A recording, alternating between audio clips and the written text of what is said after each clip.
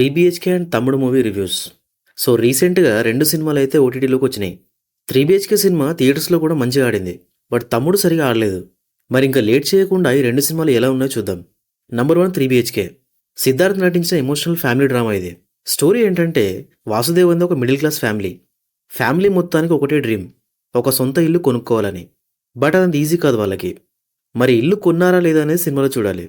Cinema అయితే చాలా బాగుంది. అసలు రైటింగ్ ఎలా ఉంది, స్క్రీన్ ప్లే ఎలా ఉంది, ఎంత ల్యాగ్ ఉంది, ఇవన్నీ పక్కన పెడితే ప్రతి ఒక్క మిడిల్ క్లాస్ వ్యక్తి ఎమోషన్ సొంత ఇల్లు. అదొక్కదానికి కనెక్ట్ అయిపోయి సినిమా మొత్తం ఎంగేజింగ్గా చూస్తాం. సినిమా కదని చెప్పి ఎక్కడా కూడా సినిమాటిక్గా సీన్స్ తీయలేదు. అది బాగా నచ్చింది నాకు. సినిమా స్టార్టింగ్ నుంచే ప్రతి సీన్ ఎలా ఉంటుందంటే అరే మన లైఫ్లో కూడా ఇది జరిగింది అనిపిస్తుంది. సినిమాలో కోర్ పాయింట్ ఇల్లు కొనుక్కోవడం అని చెప్పి దాని గురించే పదే పదే రుద్దలేదు. ఒక టిపికల్ మిడిల్ క్లాస్ ఫ్యామిలీలో ఏమేం ప్రాబ్లమ్స్ ఉంటాయో అవన్నీ చాలా బాగా చూపించారు. సిద్ధార్థ్ క్యారెక్టర్ అయితే నాకు బాగా నచ్చింది. ఎందుకంటే మిడిల్ క్లాస్లో కొడుకుగా ఉంటే తనకి ఎలాంటి ప్రెజర్ ఉంటుంది, దానివల్ల కొడుకు అనేవాడి స్టేట్ ఆఫ్ మైండ్ ఎలా ఉంటుంది, ఇది చాలా బాగా చూపించారు. నాకు తెలిసి చాలామంది కనెక్ట్ అవుతారు సిద్ధార్థ్ క్యారెక్టర్కి. సో సినిమా అయితే ఎక్కడ బోర్ అనిపించలేదు. కోర్స్ నరేషన్ చాలా స్లోగా ఉంటుంది. బట్ ఇలాంటి డ్రామాస్కి స్లో నరేషనే అవసరం, లేకపోతే ఆ ఎమోషన్ అనేది వర్కౌట్ అవ్వదు. అయితే క్లైమాక్స్ ఇంకా కొంచెం బెటర్గా పెట్టుంటే బాగుండి అనిపించింది. అదొక్కటే నాకు చిన్న డిసప్పాయింట్మెంట్. సో ఎనీవేస్ సినిమా అయితే పక్కా చూడాలి అందరూ.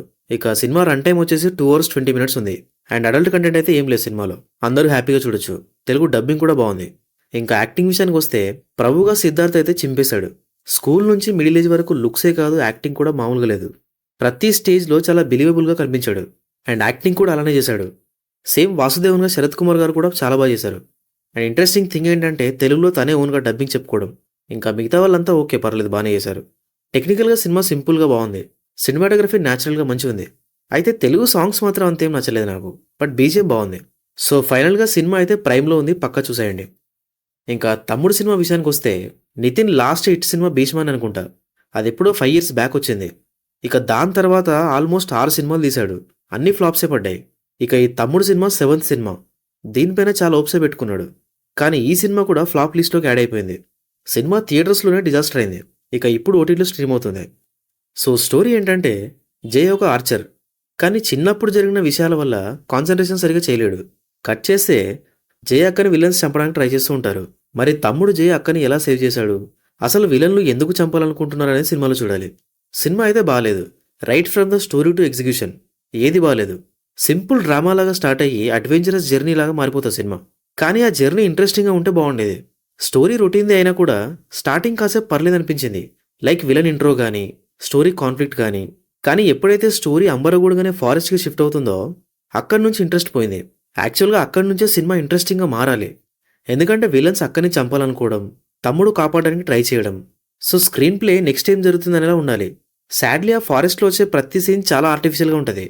అంటే ఎట్లుంటుందంటే వీళ్ళ జర్నీలో ప్రాబ్లమ్స్ పెట్టాలి అని అతికించినట్టు ఉంటుంది తప్ప చాలా ఆర్గానిక్గా ప్రాబ్లం వచ్చినట్టు అనిపించదు సినిమాలో. యాక్చువల్గా ఇలాంటి అడ్వెంచర్ జర్నీకి స్టేక్స్ అనేవి చాలా హైగా ఉండాలి అండ్ నమ్మేలాగా ఉండాలి. బట్ దీంట్లో నమ్మేలా ఉండవు సీన్స్ అసలు. అండ్ అక్కా తమ్ముడు ఎమోషన్ కూడా అస్సలు వర్కౌట్ అవ్వలేదు. సో ఇలా మాట్లాడుకుంటూ పోతే చాలా మాట్లాడొచ్చు.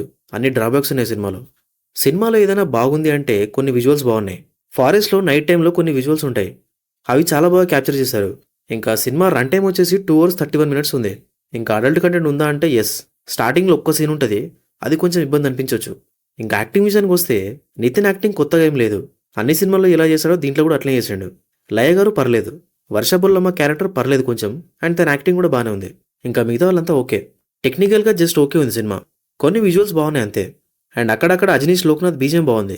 సినిమాలో విఎఫ్ఎక్స్ అయితే చాలా పూర్గా ఉంది. సో ఫైనల్గా సినిమా ఇప్పుడు నెట్ఫ్లిక్స్లో స్ట్రీమ్ అవుతుంది అంతే ఇంకా. సో 3 BHK అండ్ తమ్ముడు ఈ రెండింట్లో నా ఓట్ దీనికంటే 3 BHKకి. అండ్ తమ్ముడిని స్కిప్ చేయొచ్చు. Thank you for watching this video. మళ్ళీ నెక్స్ట్ వీడియోలో కలుద్దాం.